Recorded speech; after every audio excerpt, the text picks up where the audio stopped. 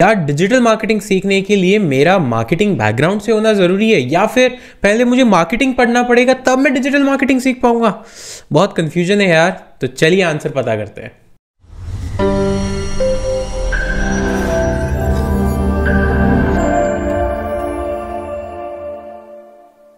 Hey everyone, मेरा नाम राहुल है और आप देख रहे हैं MOM। गाइज, ये जो क्वेश्चन है कि डिजिटल मार्केटिंग सीखने से पहले क्या आपको मार्केटिंग सीखनी चाहिए या फिर आपका मार्केटिंग बैकग्राउंड से होना ज़रूरी है या नहीं, ये बहुत ही इंपॉर्टेंट क्वेश्चन है और इसका आंसर ही हम इस वीडियो में जानने वाले हैं। तो देखिए, इसका आंसर हाँ भी है और नहीं भी। अब आप बोलेंगे यार ये क्या मतलब हुई, या तो हाँ बोलो या ना बोलो, दोनों कैसे हो सकते हैं? देखिए मैं समझाता हूँ।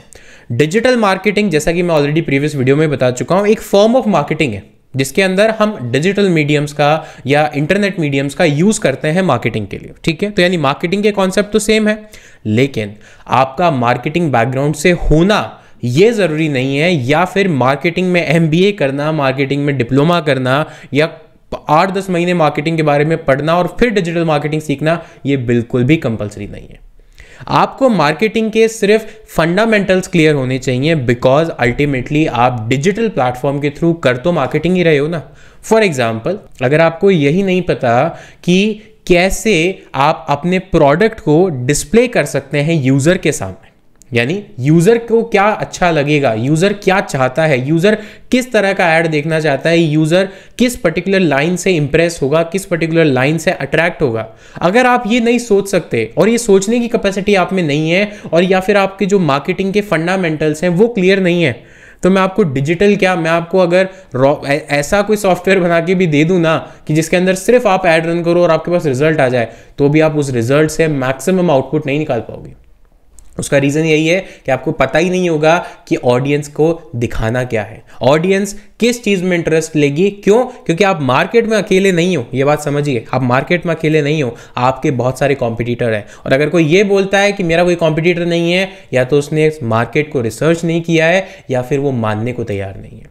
तो इसीलिए डिजिटल मार्केटिंग की फील्ड में आने से पहले आपका थोड़े बहुत मार्केटिंग के फंडामेंटल्स क्लियर होने चाहिए, जो कि मैं करवाऊंगा आपके, आप चिंता मत कीजिए। बिकॉज मैंने जो गलतियां की हैं, मैंने जो अपने इनिशियल ईयर्स में मिस्टेक्स की हैं, मैं आपको नहीं करने दूंगा और आप मेरी मिस्टेक से सीख सकते हैं। तो इस पूरी सीरीज में पहले हम मार्केटिंग के फंडामेंटल्स जो जरूरी हैं उनको कवर करेंगे और फिर हम देखेंगे डिजिटल में क्या यूज है। अच्छा, आपने शायद ये सोच रहे होंगे कि अब मैंने नो बोला था कि नहीं सीखना है, फिर ये क्यों बोला था? देखिए, मैंने नो इसीलिए बोला था क्योंकि मार्केटिंग के जो ट्रेडिशनल मार्केटिंग के वे हैं, या आप कह सकते हैं कि ओल्ड मार्केटिंग की जो टेक्निक है, वो एज इट इज डिजिटल में काम नहीं आती है।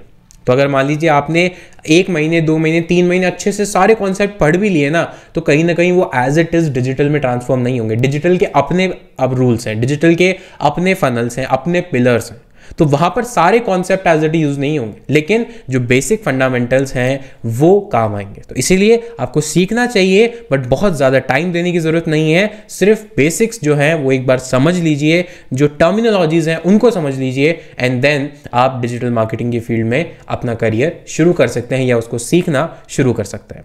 दोस्तों, कैसी लगी इन्फॉर्मेशन? अगर इन्फॉर्मेशन पसंद आई है तो वीडियो को लाइक कर दो। चैनल पर पहली बार आए हो तो यहाँ सब्सक्राइब का एक बटन है, उसको क्लिक कर दो यार, और छोटा सा वो घंटी का आइकन है उसको भी दबा दो, बिकॉज जब तक वो नहीं दबाओगे हमारी आने वाली वीडियोस के नोटिफिकेशन आपको नहीं मिलेंगे। तो उनका नोटिफिकेशन मिस ना हो, इसीलिए वो घंटी के आइकन को दबा दो, और ऐसी ही वीडियोस और देखने के लिए बने रहिए MOM पर, माई ऑनलाइन मास्टर। मैं मिलूंगा आपसे नेक्स्ट वीडियो में, तब तक के लिए stay tuned, keep watching, keep learning. Thank you.